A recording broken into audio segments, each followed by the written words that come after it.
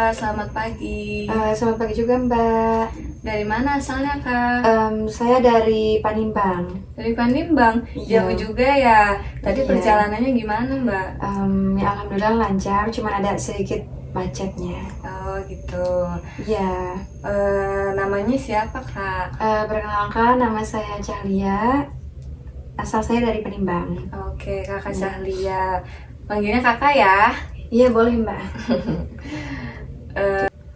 Ada yang bisa dibantu kak? Iya Mbak, saya kesini mau bimbingan konseling. Oh, sebelumnya apa kakak pernah melakukan konseling? Sebelumnya saya belum pernah, baru kali ini pertama kali. Oh, jadi ini pertama kali? Iya. Baik, karena ini pertama kalinya kakak mengikuti konseling, Iya. saya mau sedikit menjelaskan tentang konseling dulu ya kak. Iya boleh Mbak. Jadi konseling ini sifatnya rahasia kak. Segala data ataupun permasalahan yang kakak ceritakan atau kakak berikan kepada saya, itu akan saya jaga, akan saya rahasiakan. Karena memang sifatnya rahasia kak. Dan juga konseling ini secara sukarela. Nah, kakak datang ke sini sukarela atau karena ada suruhan atau paksaan dari orang lain? Oh enggak, saya datang ke sini sukarela atas kemauan diri saya sendiri. Oh gitu. Iya. Baik. Berarti udah siap kak konseling hari ini? Udah siap. Alhamdulillah. Kalau begitu bisa dijelaskan lebih detailnya apa permasalahannya kak? Oke, jadi gini Mbak, sebelum saya menceritakan inti dari permasalahannya, saya mau sedikit cerita.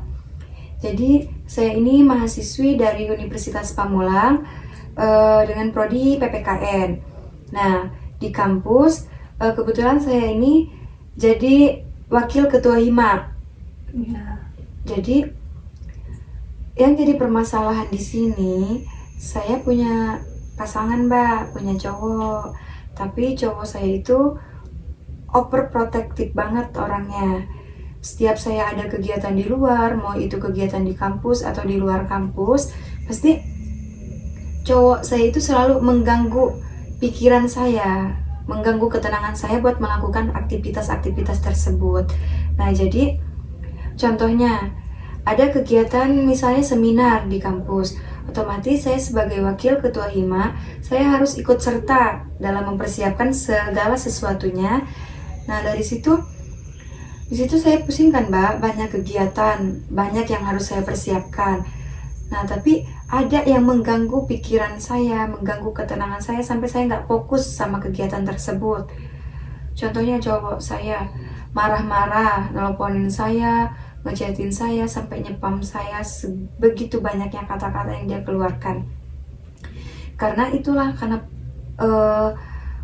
overthinking dia itu yang berlebihan kepada saya. Jadi setiap saya keluar, dia itu selalu nggak setuju, kecuali saya keluarnya sama dia gitu.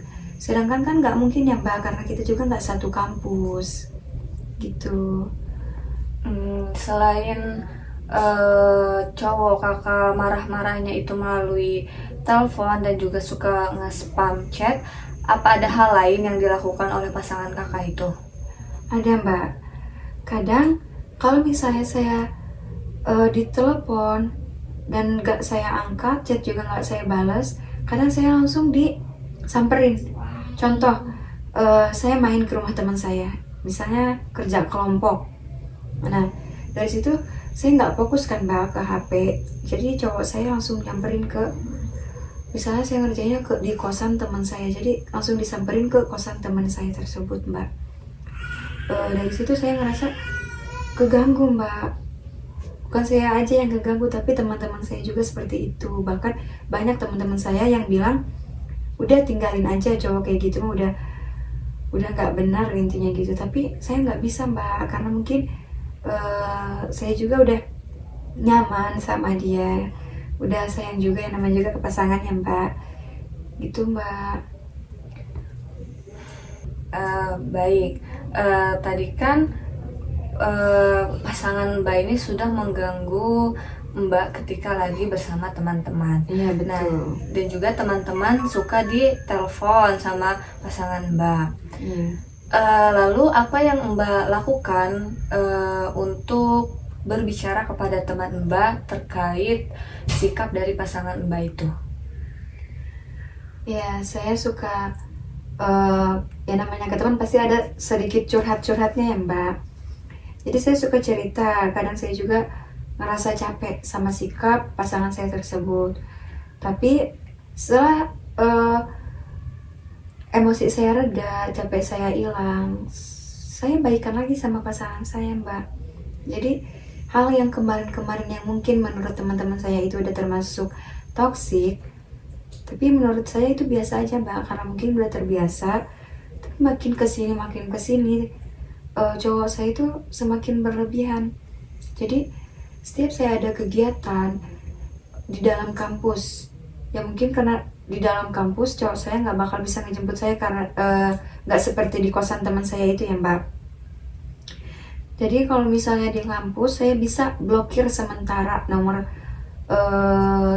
cowok saya itu, biar saya nggak ngerasa terganggu sama notifnya, sama teleponnya segala macam.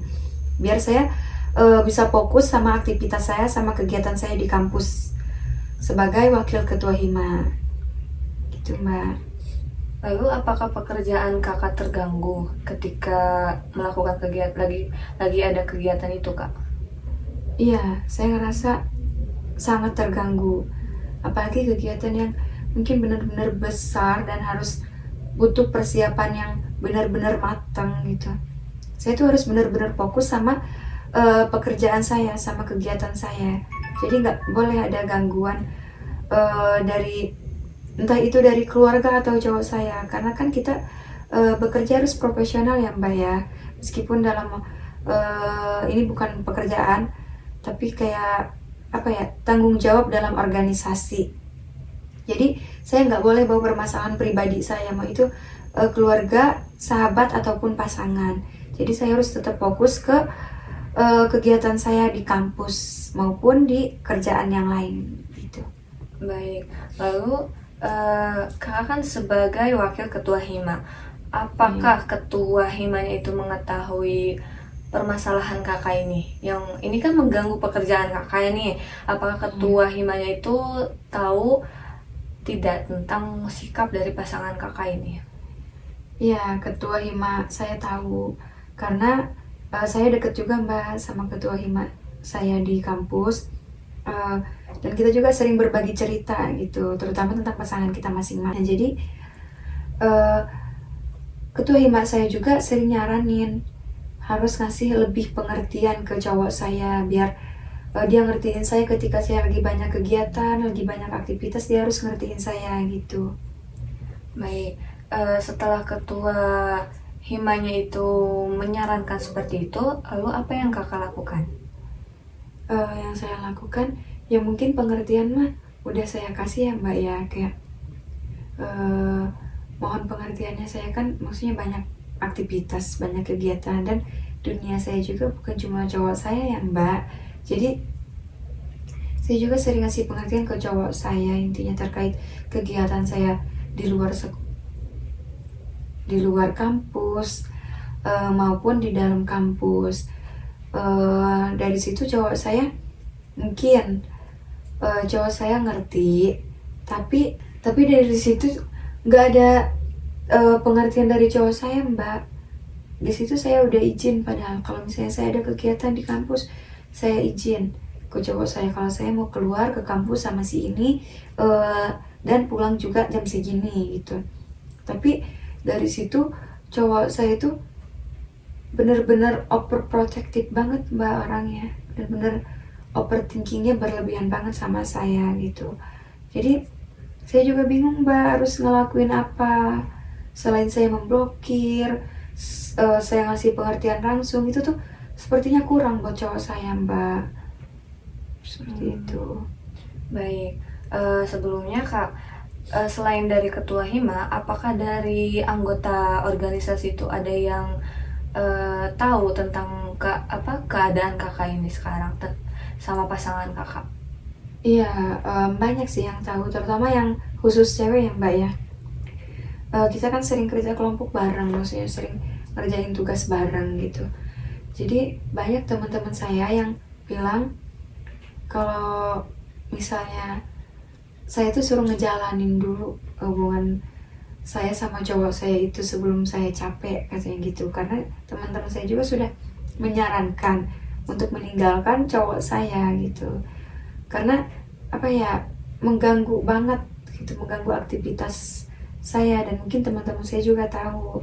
Jadi tapi saya nggak bisa mbak, nggak bisa meninggalkan cowok saya gitu.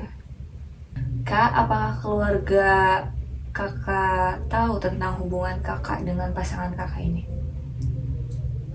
Kalau keluarga sih belum tahu mbak, karena saya juga belum berani untuk menceritakan eh, hubungan saya sama cowok saya gitu. Karena dari keluarga saya juga melarang saya untuk dekat-dekat dengan cowok manapun, karena mungkin saya harus lebih fokus dulu ke belajar saya, ke pendidikan saya, seperti itu mbak.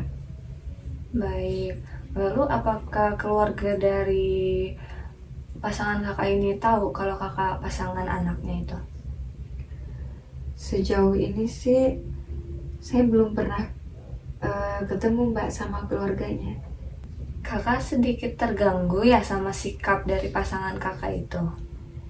Iya mbak, saya sangat terganggu, apalagi ketika saya lagi ada aktivitas, lagi ada kegiatan, tiba-tiba pikiran saya terganggu, eh, apa ya, jadi nggak tenang mbak, saya ngerjain apa-apanya tuh jadi nggak fokus gitu. Oke, baik. Biasanya ketika Mbak lagi ngerasa gak nyaman sama situasi itu, apa yang kakak lakukan supaya kakak tidak terbebani oleh pikiran itu? Iya, saya salah satunya tadi mbak, saya memblokir sementara nomor cowok saya itu, dan setelah saya selesaikan semuanya, kegiatan saya, acara-acara yang dibuat di kampus maupun di luar kampus, setelah selesai semuanya, saya buka kembali blokirannya, dan saya hubungi cowok saya dan saya omongin baik-baik gitu mbak. Setelah itu apa keadaannya kembali seperti semula, seolah-olah tidak terjadi apa-apa, Kak? Iya mbak, kembali seperti semula lagi gitu. Lalu, selain memblokir dan tidak menghubungi pasangan kakak, adakah hal lain yang kakak lakukan untuk membuat kakak lebih fresh lagi? Mungkin sampai saat ini saya belum menemukan cara lain mbak selain memblokir itu gitu. Makanya saya datang ke sini untuk bimbingan. Saya minta saran kepada mbak bagaimana caranya biar saya tuh ngerasa tenang, ngerasa nggak terganggu oleh sikap dari cowok saya tersebut mbak.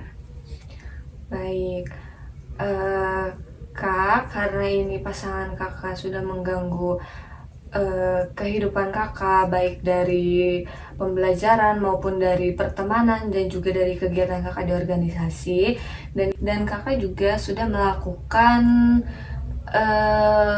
pemblokiran atau tidak berkomunikasi sementara dengan pasangan kakak, tapi kakak masih membutuhkan solusi lain.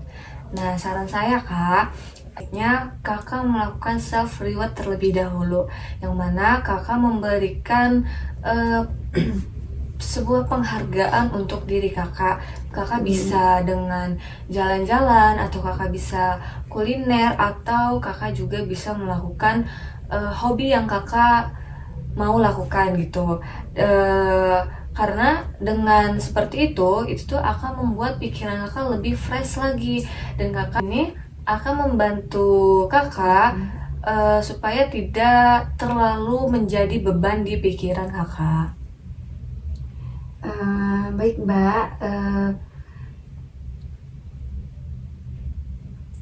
mbak, terima kasih atas sarannya. Yang mungkin itu saran yang bisa saya terima, itu melakukan self reward ya mbak. Mungkin saya bisa jalan-jalan, mungkin setelah saya libur kuliah, ya saya bisa melakukan self reward, jalan-jalan dan melakukan beberapa hobi-hobi saya agar saya bisa merefresh diri saya sendiri. Iya kak, seperti itu. Semoga dengan kakak melakukan self reward itu, kakak bisa lebih fokus lagi dalam melakukan kegiatan ataupun dalam menghadapi pasangan kakak itu. Selain permasalahan ini, apa ada hal lain yang mengganggu kakak sendiri? Untuk saat ini sih mungkin yang paling mengganggu hanya masalah ini Mbak, masalah saya sama pasangan saya. Dan untuk selebihnya masih bisa saya hadapin, masih saya atasi dengan tenang dan lebih fokus. Nah, dan untuk kedepannya mungkin saya coba untuk apa ya, karena selama ini kan kita hubungan itu LDR Mbak. Jadi Gitu. Mbak LDR. Iya, jadi makanya kalau misalnya marah tuh cuma bisa lewat HP. Mungkin kan karena kita LDR, jadi komunikasi itu penting kan Mbak. Nah, karena banyaknya aktivitas saya, kegiatan saya di kampus maupun di luar kampus itu mengurangi saya untuk menggunakan HP. Nah, jadi mungkin komunikasi saya kurang sama pasangan saya. Jadi yang ada di pikiran pasangan saya itu overthinking terus gitu Pak terhadap saya gitu. Dan saya juga mau membicarakan langsung gitu face to face sama pasangan saya itu nggak bisa Mbak, karena kita ketemu cuma setahun 2 kali. Kakak Tuh. pasangannya di mana emang Kak? Pasangan saya ada di Jawa Tengah Mbak. Jauh ya. Iya, jauh banget.